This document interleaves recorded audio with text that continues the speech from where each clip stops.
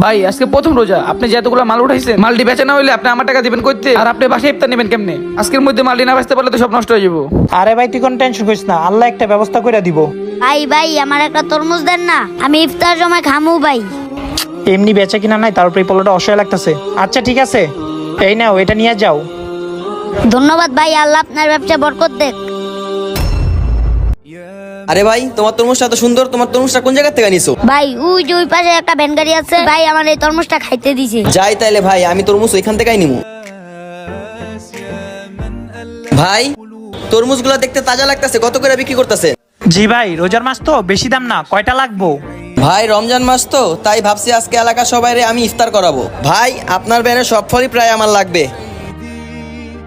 ভাই নেন, এখানে 20,000 টাকা আছে, আমি আমার ব্যান পাঠাইতে আসি, ওর কাছে দিয়ে দিয়েন, সবকিছু গুছায় রাখি। ঠিক আছে ভাই, আল্লাহ চাইলে কি না পারে। আপনি যদি মুসলিম হয় চ্যানেলটি সাবস্ক্রাইব করে কমেন্টে আমি মুসলিম লিখে যাবেন।